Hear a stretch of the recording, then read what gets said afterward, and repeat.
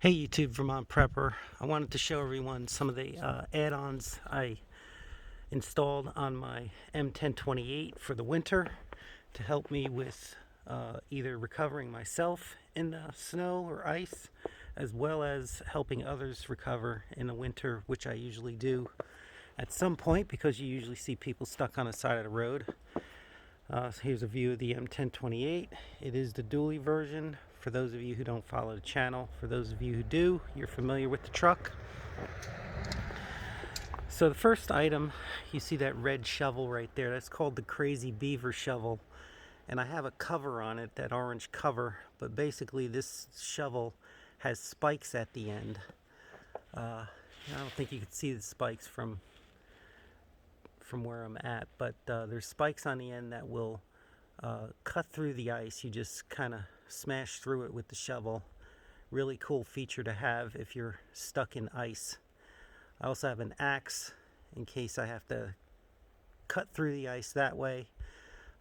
So both of those are really for ice chipping.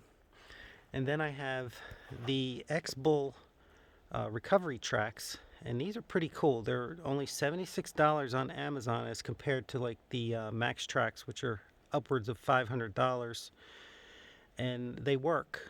They're actually really good quality. They are made in China.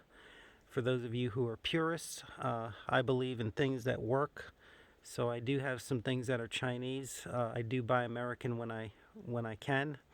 But this deal was pretty much something you just couldn't pass up. I saw reviews and they work really well, and I've already used it a couple times on helping others get out of a ditch, and they work great. So I put them on the rails there. You see the side rails, and they come with these braces. And I put a lock through it just in case somebody gets wise. Make it easy, make it harder for them to steal.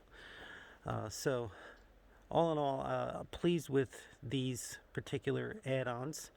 And then the other thing I wanted to show you is that I wired up some power. So it's always nice to have power in these things to charge your phone. You know, as we have grown with technology since 1986.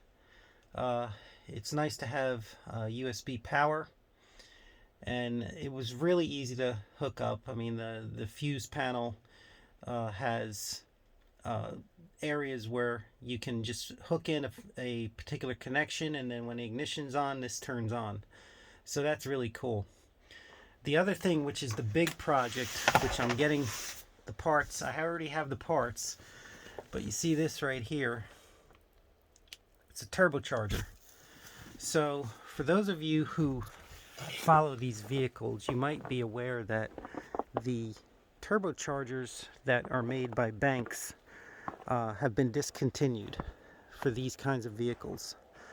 But I happen to come across a guy on YouTube that does a large number of these vehicles on a yearly basis, and he's able to do a conversion from a 6.2 to a 6.5 turbo diesel, and it'll actually run better than the Banks turbo. I'll be able to get 18 to 20 psi out of it by changing the head bolts versus if I just kept the head bolts in it, it'd be only 8 to 10 psi. So I accumulated all of the parts, and I'm going to be making a video with all of those parts and you know, what you need to install them. I'd say you know, it's fairly expensive, but you know, when you have a truck that you really like, and this is a forever truck for me, you invest in it, and that's what I did. So this is going to get installed in Kansas.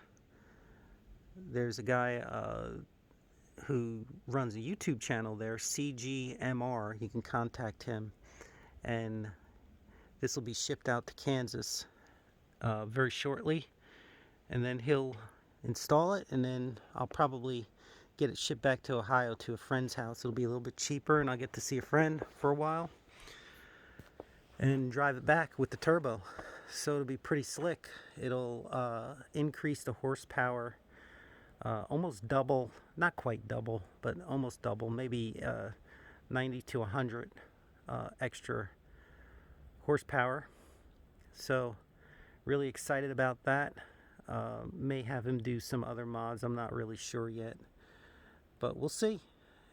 It's gonna be really cool having this thing be able to get some pickup, especially with those 37-inch tires. So that'll pretty much complete the vehicle with the exception of a truck bed toolbox. And once that truck bed toolbox is installed, the vehicle will be complete, at least from my perspective.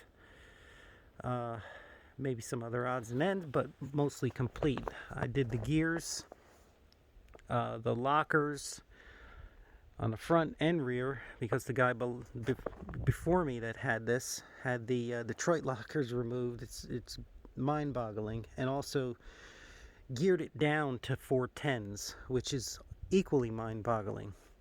So I switched all that out, and now I have 488s in there, front and rear lockers. The rear is a Detroit locker, and I also got a new transfer case which allows me to use, it's a doubler, not a doubler, a dual stick. It's the ORD dual stick, and I'm able to use either front drive only or do both front and rear. So really good option to have, especially if you break a drive shaft in the woods or wherever you're at, a rear drive shaft. You can just power yourself out with the front, and that's a special modification to the shift rails that you have to do. And I posted a video on that if you want to see how it works. Alright everyone, I appreciate you watching till the end here, and you know, keep us in mind, subscribe, like, comment. I'll be doing more mods to my trailer here. I'll be doing a diesel heater inside of a toolbox, which should be a nice little project. I have all the parts for that. So after the holidays, I'll start that. Alright everyone, keep prepping for my prepper out.